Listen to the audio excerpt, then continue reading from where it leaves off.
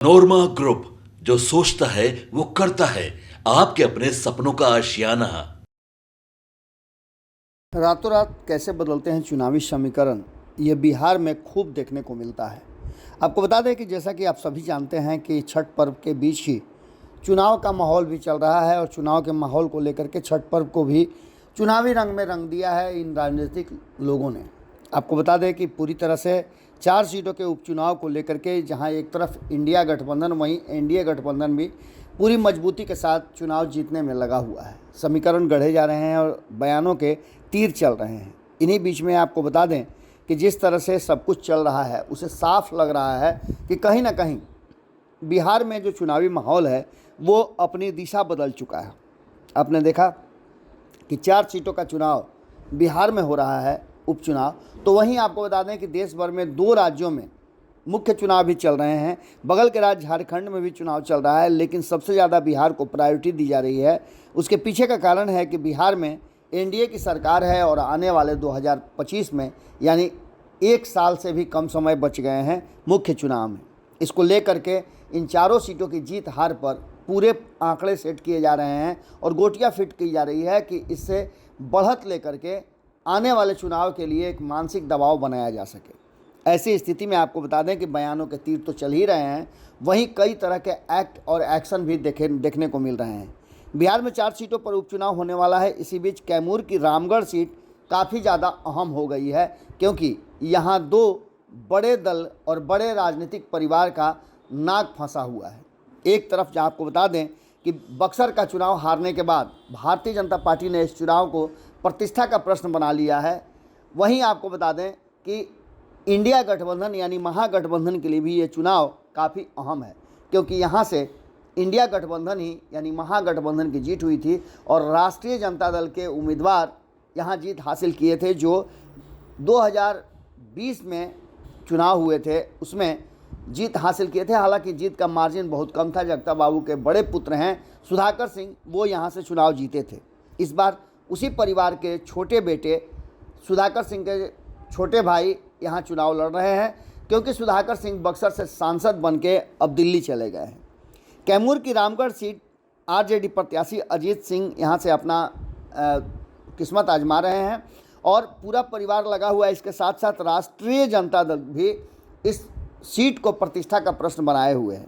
राष्ट्रीय जनता दल ने चारों सीटों पर दावा ठोका है कि वो चारों सीटें जीत रही है, लेकिन अब जबकि हम आपको पहले भी बता रहे थे कि सुधाकर सिंह इस क्षेत्र में काफ़ी प्रभाव छोड़ते हैं और उन्होंने मंत्री रहते हुए इस्तीफा दिया था, ये सबको पता है। नीतीश कुमार को लेकर के भी सुधाकर सिंह के रिश्तों को पता है कि किस तरह के रहे हैं। अब सुधाकर सिंह ने चुनाव प्रचार के दौरान छठ पर्व के समय पर जब वो चुनाव प्रचार में निकले थे और लोगों से बातचीत कर रहे थे, तो उन्होंने खुलेआम धमकी भरे लहजे में एक बयान दे दिया। सुधाकर सिंह ने कहा है कि इस चुनाव में जो भी हो वो रामगढ़ में अगले 5 साल तक रहेंगे और किसी से भी टकराने से पीछे नहीं हटेंगे।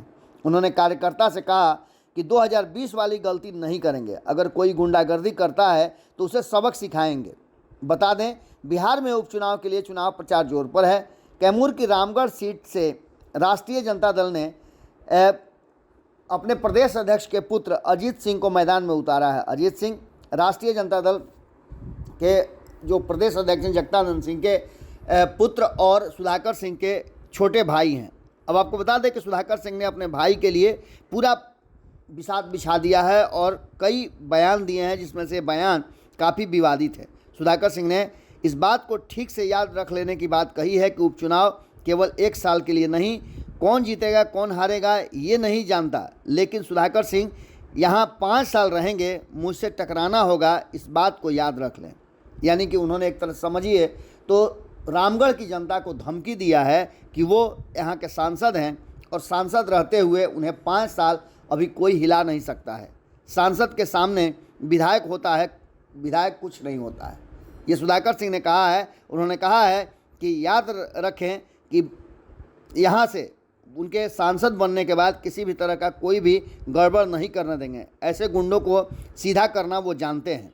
उन्होंने साफ तरीके से एक और बात कही है जो काफ़ी विवादित है और चर्चा में भी है। उन्होंने कहा है कि पिछली बार वाली गलती हम नहीं दोहराएंगे। 2020 में 3 जगह ही लाठी से पिटवाए थे, लेकिन इस बार चुनाव में गुंडागर्दी करेंगे तो 300 बूथों पर लाठी से पिटवाएंगे, ये याद रखना होगा। उन्होंने कहा कि गर्म मिजाज का आदमी हूँ, इसका उदाहरण लोगों ने देखा है।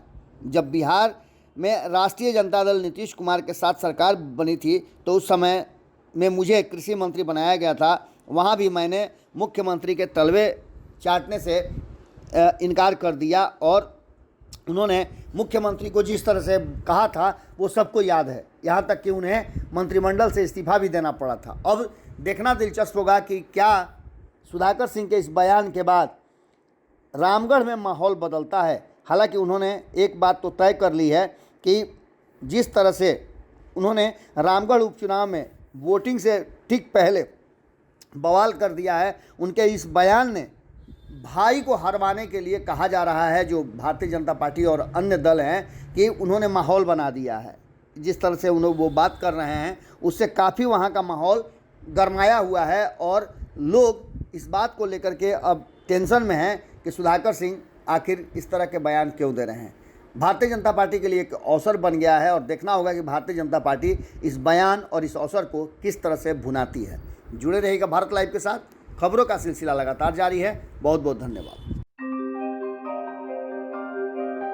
आपके सपनों को हमने सजाया है, ई होम्स पैनोरामा को हमने बनाया है। ई होम्स मेरा एक सपना था जिसपे मैं पिछले 4 साल से काम कर रहा था। हमने जो बनाया है वो सबने है माना। ई होम्स पैनोरामा में हो आपका भी आशियाना। और फाइनली हमने 2021 में इस प्रोजेक्ट को लॉन्च किया। बहुत लोग अप्रिशिएट कर रहे हैं कि पूर्णिया जैसे शहर में, बिहार के, एक तो बिहार की बात करें उसमें भी पूर्णिया जैसे छोटे जगह में इस तरह का लाइफस्टाइल देना, ये सुन के हम लोगों को बहुत अच्छा लगता है। ई होम्स में हमने कुछ और भी किया है, जैसे हम जिस जगह में रह रहे हैं हमारे फैमिली सिक्योर हो, उनको सिक्योरिटी का ध्यान में रखा है। आपकी सुविधा और सुरक्षा आपके लिए खास है, ये आपका विश्वास है। इसमें आर्टिफिशियल इंटेलिजेंस का 7 लेयर सिक्योरिटी का हमने इस्तेमाल किया है। लस ग्रीन कैंपस को बनाया है। यदि हमारा बाउंड्री वाल है तो वो वर्टिकल गार्डन है। ये जितनी भी फैसिलिटी होता है एक इंटरनेशनल टाउनशिप में ई होम्स है, ये हम लोग विश्वास नहीं कर पा रहे हैं। जो भी हमारे मित्र दोस्त या जो भी हमारे बाहर के बाहर आते हैं तो हम लोगों को बहुत अच्छा सुनने को मिलता है और बहुत अच्छा क्रेडिट मिल रहा है। वो सारा हमने सिर्फ एक बिल्डिंग नहीं बनाया, हमने एक बहुत अच्छा लाइफस्टाइल दिया ई होम्स में, और मेरा एक सपना था जिसको मैं आज फुलफिल होते हुए देख पा रहा हूँ। ये आपका आवास है। ई होम्स पैनोरामा में अब आपका निवास है। E homes Panorama, luxurious lifestyle redefined. Panorama group, जो सोचता है वो करता है। अगर ये वीडियो पसंद आई और वह बिहार के राजनीति और बिहारियत से सरोकार रखेनी तो सब्सक्राइब बटन दबा के चैनल के सब्सक्राइब कर ली।